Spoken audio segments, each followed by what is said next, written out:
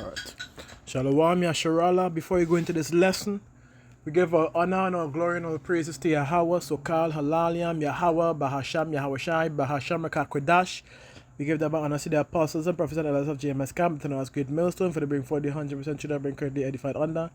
And today's lesson, we are going to continue into the precept, going into 1 John chapter 20, chapters 2 and verses 8, which we're going to read here for you all.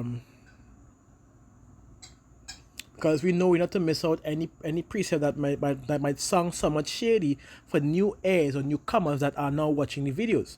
And we went into where it says, "Brethren, I wrote no new commandment unto you, but the old commandment which ye have heard from the beginning." The old commandment is the word which ye have heard from the beginning. It clarifies what it's talking about. Now listen to what it says here. Again, a new commandment I wrote unto you, which thing is true to him and in you, because the darkness is past, and listen to it, and the true light now shineth. Right?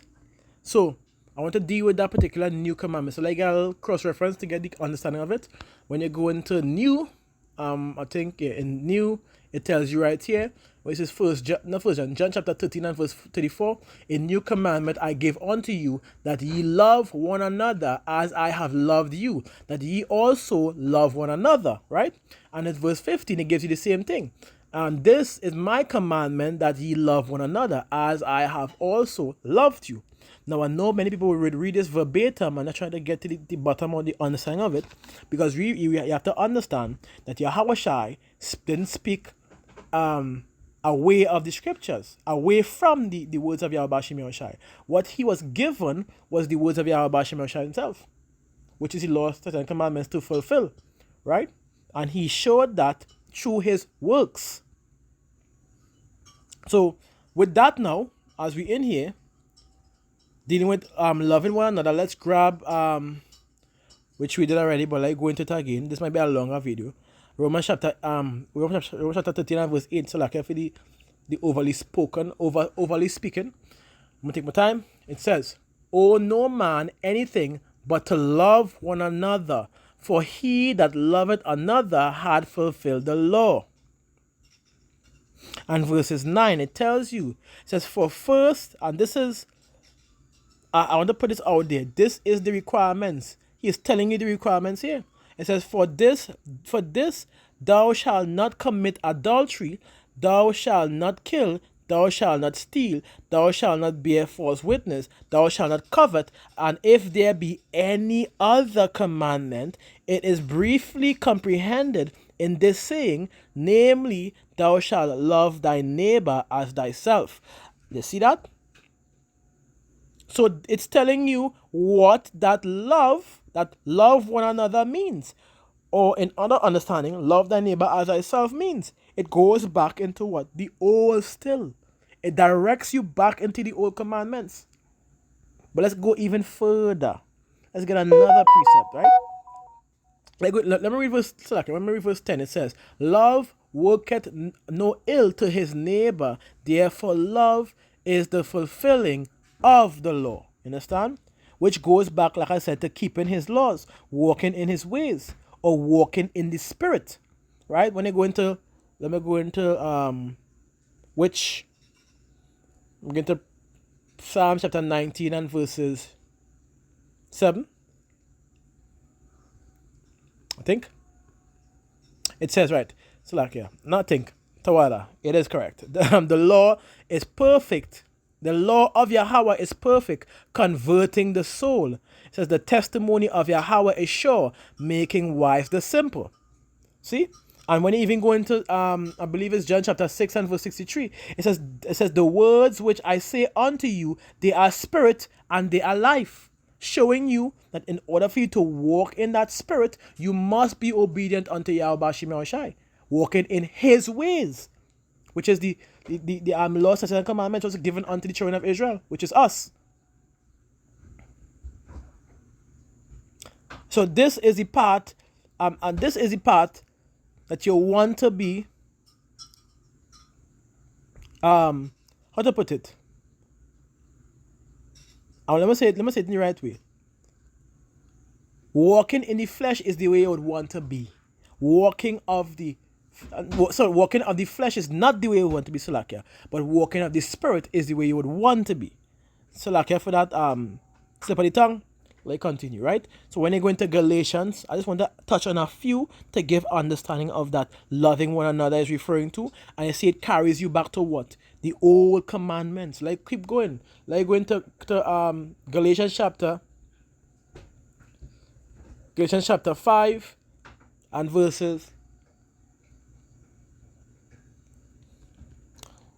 verse 13.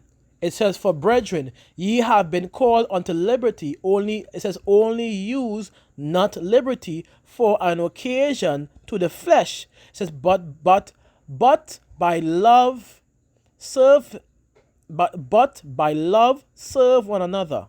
You understand? By love serve one another. It says, "For all the law is fulfilled in one word, even in this, thou shalt love thy neighbor as thyself." See? Which goes back into what? The two great commandments, which is the second great commandment in Matthew chapter 22, I believe, and verses 38 and 40. Or it could even go into the royal law, which goes into what? It gives you in James chapter 2 and verses what? And verses 8, I believe. Yes, it says, if ye fulfill the royal law according to the scripture, which is what? Thou shalt love thy neighbors as thyself, ye do well.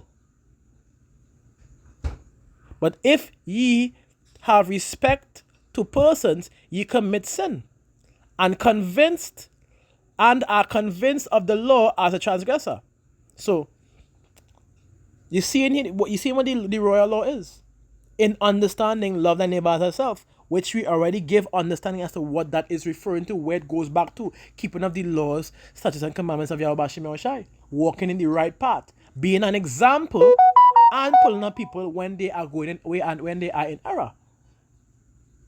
That way, which is also part of the commandment. Also, that way, their blood will not be on your hands if they continue to transgress as well.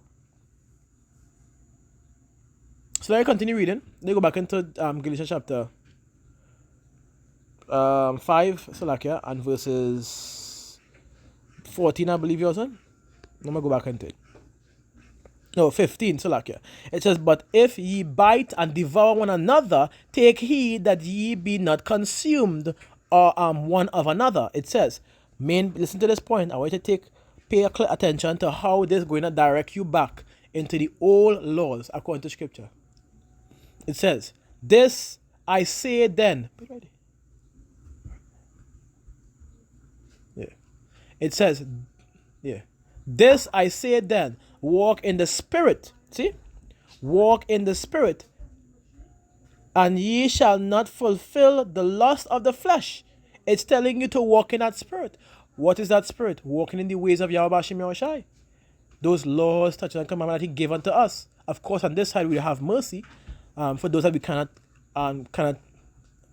do, right? We are given mercy for those that we cannot fulfill, as not in our kingdom. But at the same time, the ones that we can keep, at the end of the day, we are to rehearse the righteous acts. Understand? Which shows even further that the laws are done away with. The purpose of us doing and keeping the laws and commandments of Yahweh is to show love, to show love, to be of obedience unto Him, to show love to thy brother, and very important, because we are already saved. It says in verse 17, it says, and our readers coming down, I want to get to the point real quick. It says, "For the flesh lusted against the spirit, and the spirit against the flesh, and they are contrary the one to the other, so that ye cannot do the things that ye would." And when you go into the NLT, it explains it even better. It says, "The sinful nature wants you to do evil, which is just the opposite of what the spirit wants you to do." The spirit and the spirit gives us desires that are opposite of what the sinful nature desire. When the sinful nature desires, it says the two forces are constantly fighting each other, so you are not free to carry out your good intentions, which is a very nice way of breaking it down. But it goes into 18, and this coming from this, it says, "But if ye be led by the Spirit, ye are not under the law." Meaning, if you are walking in the ways of Yahweh Hashem Yahushai, and you, how to say it, and He put that Spirit on you, because many of us that are called, we don't see a burden in it. We genuinely feel that love for Yahweh Hashem Yahushai, and we more and more willingly try our best to keep the laws and commandments as best as we possibly can. We willingly try to observe to rehearse the righteous acts. We willingly try to do the works that is given that to edify the sheep. We willingly try to prevent from breaking these laws and commandments as best as we possibly can, because guess what? We are showing that Yahweh, that we have faith in Him, that we believe in Him, and we are already saved. So come on. In verse 19 it says, "Now the works of the flesh are manifest." Listen, the works of the flesh are manifest, which are these. See, adultery, fornication, uncleanness, which fornication, which goes to sexual immorality, uncleanness, which goes into what? We call this unclean animals, sex on women's monthlies. All these are considered unclean. Just to give you a rough example. It says lasciviousness, idolatry, witchcraft, hatred. It says variance. It says emulation, Salakia. It says wrath, strife, seditions, and heresies. It says envying, murders, drunkenness, reveling, and such like. So it shows you that all is saying here, the lust of the flesh, which is what? In understanding, thou shalt given from the understanding of thou shalt love thy neighbor of thyself. These are walking of the flesh, and we are not to walk of that flesh. That ways that we are to keep and not to do goes back into the laws, statutes and the commandments of old.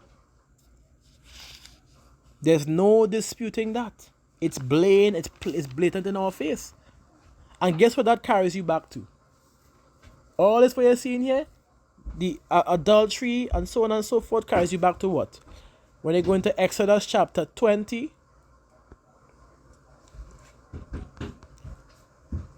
just to give a rough example, verses 14, thou shalt not commit adultery. Back to the old law. So when you see, so when you read into First John chapter 2 and verses 8, which says, "Again, a new commandment I write unto you, which thing is true in Him and in you, because the darkness is past and the true light now shineth, that directs you and gives you understanding." Hey, it carrying you back to that old law regardless. So Yahweh Shai did not come to do away with the laws, but He came to fulfill. That's why in Romans chapter 3 and verse 31 it says, I don't want to butcher it. Romans chapter 3 and verse 31, it tells you exactly this. It says, do we then make void of the law through faith? God forbid. Yea, we establish the law. Straight to the point. There's no coming out of it. So when you go back to read now, 1 John chapter 2 and verse 7 to 8, I'll read about 10, it will clearly identify that is not speaking. It clearly shows that it's going back to the old law. That's why it said in the beginning of it. But if the wrong thing I went into 2, right, chapter 2, right, it goes back into it where it says, "Brethren, I write no new commandment unto you, but an old commandment which ye had heard, which ye had from the beginning." The reason why it says that in the beginning, because that's what that new commandment is, going back into the old laws, which we just showed as an example. So let's continue. It says in verse 8, "Again, a new commandment I wrote unto you, which thing is true in Him and in you, because the darkness is past, and the true light now shineth. And verse 9, it says, he that saith, he is in the light, and passeth his brother, Salakia, and hateth his brother, Salakia, is in darkness, even until now. And right, because that darkness, according to the scriptures, are the laws. Like grab a precept, which is Proverbs chapter 6 and verses 23, 22, 23, 23, 23. It says, hold on, pause. Right, it says, for the commandment is a lamp, and the law is light, and reproof of instructions are the way of life. So we see in here that walking in the way or in the light. Let me go back into the precept. First, so I don't get sidetracked. First John chapter 2 and verses 9. Can I not do that? All right, verses 9. It says, that's why it says what? He that saith he is in the light and hateth his brother, which goes against the law, statutes, and commandments, thou shalt love thy neighbor as thyself, or thy brother. Guess what? He will be breaking that law. See, he would not be in the light, but in walking in darkness. And many people, as you see today, have that in them. They do against the law, statutes, and commandments, and then believe that they still hold the truth in them. They believe that the laws are done away with, so we can do whatever we want, and still think that they are within the truth, that they are given wisdom and they have understanding, which they don't. So, can scripture say, what the fear of Yahweh is the beginning of wisdom, and a good understanding have all they that do his commandments. His praises endured forever. It tells you that in Psalm chapter, I believe it's 111 or 119, so Salakia. I'll get. You're sure you know what I'm talking about. Roughly paraphrase it to be exact, but let's go on. It says, so it says in verse 10, and he that loveth his brother abideth in the light, and there is no occasion of stumbling block in him. Right. Because guess why? He would be given that wisdom. He is now being part of keeping the commandments at the end of the day. Like I said, which goes back into all. Which is why, when you go into what? When you go into Revelation, just to close off, when you go into Revelation chapter 22 and verse 14, this is what it says. It says this, blessed are they that do his commandments, and they that may have the rights, that they might have the rights to the tree of life, and may enter in through the gates in the city. And when you go in verse 15, it says, for without are dogs and sorcerers and whoremongers and murderers and idolaters and whosoever loveth and maketh a lie. It's telling you, hold on. Right, so and this goes into, and I want to get a precept to that before you close up, which is in Baruch chapter 1 and verses 4 and 4 Salakia and verses 1, where it tells you what? It says, the book of the commandment of the Most High and the law that endured forever, they that keep it shall come to life. So it's telling you here exactly in Revelations, blessed are they that do his commandment, that they may have right of life. Because guess what? That wisdom is that life. Scripture say what? The laws and the commandments are the doctrine of life. So there it is. There's other precepts I'm telling you roughly paraphrasing that the commandments of the Most High are the tree of life. I believe we did that today on a live. Probably I could just do a lesson on that to be exactly to clarify regardless. But so this is telling you the same thing. It says, and the law that endureth forever, and they that keep it shall come to life, but such as leave it shall die. So there's no excuse. You cannot separate the laws of Yahweh B'Hashem Yahushai out of the New Testament, because you're seeing where it's telling you, the law, statute, and commandment goes back to the commandment of the old, which shows what? The Torah, going back from Genesis to what? To Deuteronomy. The 5 books. So you can't, there's no excuse. You can't exempt at the end of the day. So I hope this lesson was indeed edifying. I think that would be like a part two to that, to the what I did yesterday. So we say Shalom, Yasharala, Kal Halaliam, Yahweh, Bahasham, Yahawashai, Bahasham Rakakodash. We give double honors to the apostles and prophets and the laws of JMS Camp, and our great millstone for the bring for the 100% truth that bring currently edified under. Also, the like-minded brothers speaking the like-minded truth. Shalom to them. Shalom to the elect Salakia. Shalom to the elect Tabernacle of David. For I'm your boy Kazak, Yasharala, saying to you, Shalom.